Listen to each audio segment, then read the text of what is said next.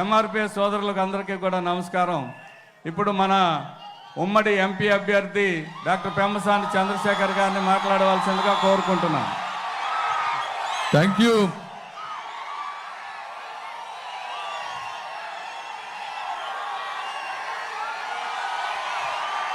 మాట్లాడు.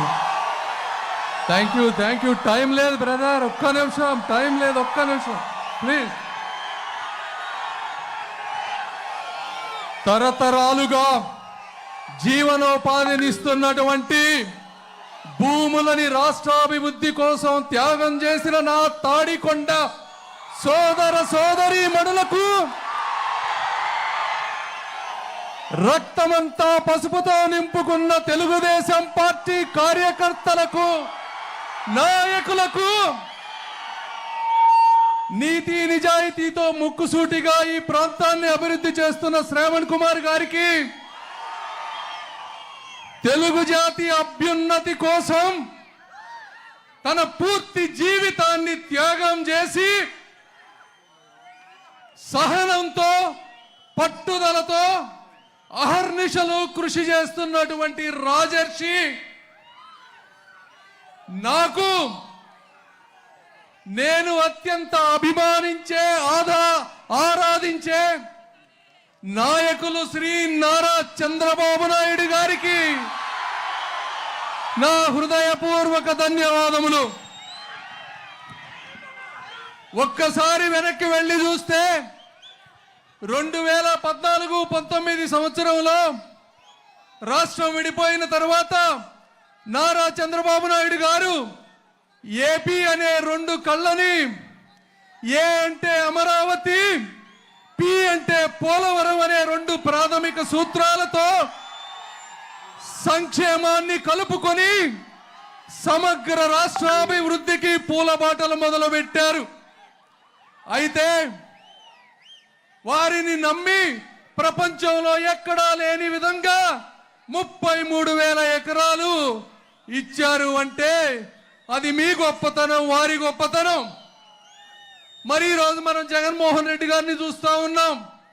ఆయన ఏపీ అంటే, ఏ అంటే ఆపటం, పి అంటే పడగొట్టటం.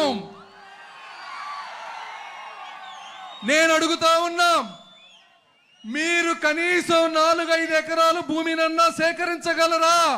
అవి చేతగాకే మీరు మీ కుటుంబ సభ్యులు ఈ రోడ్డున పడ్డారు కదా. మరి 33,000 ఎకరాలు ఎలా సాధ్యమైందో మీరు అర్థం చేసుకోవాలి. అది ఆ వ్యక్తికి ఉన్న, అది ఒక పరిపాలనా దక్షుడికి, ఒక పరిపాలన లేని అసమర్థ నాయకుడికి ఉన్నటువంటి డిఫరెన్స్ అని మీరందరూ అర్థం చేసుకోవాలి. మరి 3 అత్యద్భుతమైన యూనివర్సిటీలు తీసుకొచ్చారు. ఇంకా 120 ఇన్స్టిట్యూషన్స్. చంద్రబాబు నాయుడు గారు పొద్దున సాయంత్రం కష్టపడి ఒక్కొక్కరిని 4-5 సార్లు కలిసి ఎంతమందికో భూమినిచ్చి జీవోలు ఇస్తే 120 సంస్థలని కేవలం ఈ వ్యక్తి మీద ఉన్నటువంటి కక్షతో ఒక వర్గం మీద వర్గాలు సృష్టించి అవన్నీ క్యాన్సిల్ చేసినటువంటి దుర్మార్గపు ముఖ్యమంత్రి జగన్మోహన్ రెడ్డి గారు, మన పన్నులతో, మన కష్టాలతో, మన చెమట చుక్కలతో కట్టిన ప్రజావేదికని కూల్చినటువంటి కక్షపాతి జగన్మోహన్ రెడ్డి గారు. ఆయన అంటారు పేదల పక్షపాతి అని. ఇది పక్షపాతం ఎలా అవుతుంది అని నేను చెప్తా ఉన్నా. అదేవిధంగా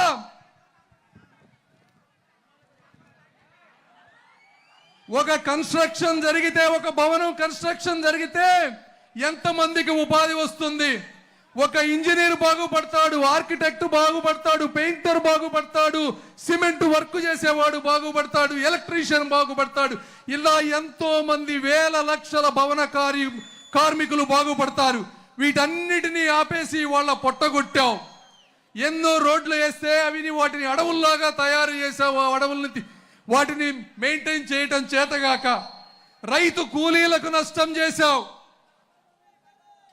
900 కోట్ల రూపాయల డబ్బు సెంట్రల్ గవర్నమెంట్ ఇస్తే అవి వాడుకోవడం చేతగాక పక్క రాష్ట్రాలకి, పక్క పథకాలకి నువ్వు డైవర్ట్ చేశావు. మరి రాజధానిని ఆ విధంగా అన్యాయం చేశావు. పోనీ పోలవరం అన్నా చేసావా అంటే అది లేదు. 71% పనులు 4 సంవత్సరాల్లో చంద్రబాబు నాయుడు గారు చేశారు. ఎలా సాధ్యమైంది అంటే ప్రతి వారం సమీక్ష చేసి అది ప్రజల ప్రాజెక్టు కాదు, నా సొంత ప్రాజెక్ట్ అనే విధంగా చేశారు. కాబట్టి 4.5 సంవత్సరాల్లో ముంపు గ్రామాలను కలిపి మరి సాధించారు. ఈ 5 సంవత్సరాల్లో వచ్చిన తర్వాత రివర్స్ ట్రెండ్ అని నీ సొంత మనుషులకి ప్రాజెక్టులు కట్టబెట్టావు. కనీసం 4% పనులు కూడా 4 సంవత్సరాల్లో నువ్వు చేయలేకపోయావు. ఆ కాంట్రాక్టర్ ఇక్కడ నుంచి వెళ్ళిపోయి ఉత్తరప్రదేశ్ లో పైపులు వేసుకుంటా ఉన్నారు జల్ జీవన్ మిషన్ లో. మన రాష్ట్రానికి రావాల్సిన జల్ జీవన్ మిషన్ మొత్తం కూడా పోయింది. ఈ విధంగా చెప్పుకుంటా పోతే ఎంతో సమయం పడుతుంది జగన్మోహన్ రెడ్డి గారి పరిపాలన. రైల్వే జోన్ గురించి మాట్లాడే వ్యక్తులు లేరు. 31 మంది ఎంపీలు ఉన్నారు రాజ్యసభ లోక్సభలో కలిపి. కనీసం సమస్యలని ప్రశ్నించడం దేవుడెరుగు, చర్చించడం కూడా లేనటువంటి పరిస్థితి ఈ రోజు లోక్సభలో. కాబట్టి సమయాభావం తక్కువ ఉంది, మీరేమీ అనుకోవద్దు. ముఖ్యంగా 2 చెప్తా ఉన్నాను. తెలుగు జాతి అందరూ అర్థం చేసుకోవాలి. మీకు కన్స్ట్రక్షన్ కావాలో డిస్ట్రక్షన్ కావాలో చూసుకోవాలి, అభివృద్ధి కావాలో లేకపోతే నిరంకుశత్వం కావాలో ఆలోచించుకొని మీరందరూ తప్పనిసరిగా తెలుగుదేశం పార్టీని అఖండ మెజారిటీతో గెలిపించాలని మనస్ఫూర్తిగా కోరుకుంటూ సెలవు తీసుకున్నాను. Thank you. ఒక్క నిమిషం సార్. తాడికొండ మెయిన్ విలేజ్ నియోజకవర్గ హెడ్ క్వార్టర్స్ మంచినీటి సమస్యతో అల్లాడిపోతున్నారు సార్. అదొకటి తమ దృష్టికి తీసుకొస్తున్నాను. అంతేకాదు ఈ రోడ్డు వైడనింగ్ మనం అమరావతి నిర్మాణ సందర్భంగా చేశాం. ఆ వైడనింగ్లో చాలామంది షాపులు కోల్పోయారు, వ్యాపారాలు కోల్పోయారు. వారికి కొద్దిగా మన ప్రభుత్వ హయాంలో కాంపెన్సేషన్ ఇస్తామని చెప్పాము. ఫైల్ కొంతవరకు ఉంది, పెండింగ్ పడింది సార్. అదొకటి చూడాలి సార్. అదేవిధంగా రోడ్డు వైడనింగ్లో షాపులు కోల్పోయిన వారికి కాంపెన్సేషన్ ఇవ్వాలి సార్. తర్వాత తాడికొండలో శివాలయం ఉంది సార్. తాడికొండలో పెద్ద ఫేమస్ శివాలయం, దానికి ఘాట్ రోడ్డు 1,85,00,000 శాంక్షన్ చేశాం. 25% పనులు జరగలేదనే ఉద్దేశంతో దాన్ని ఆపేశారు. దాన్ని కూడా ఒకసారి దృష్టిలో పెట్టుకోవాలి సార్. ఇక్కడ దీని వెనక పెద్ద చెరువు ఉంది సార్, అక్కదేవర చెరువు. దాని చుట్టూ వాకింగ్ ట్రాక్ వేసి చేయాలని తమరు ఆ రోజున ఆలోచన చేశారు. తాడికొండ అభివృద్ధిని గురించి ఈ 2-3 అంశాలు తమరు దృష్టిలో పెట్టుకోవాలని నేను సవినయంగా విజ్ఞప్తి చేస్తున్నాను సార్. ధన్యవాదాలు. ఇప్పుడు మన నాయకులు గౌరవనీయులు అమరావతి సృష్టికర్త నారా చంద్రబాబు నాయుడు గారు మాట్లాడతారని తెలియజేస్తా ఉన్నాను. నమస్కారం సార్, తమరు మాట్లాడదాం.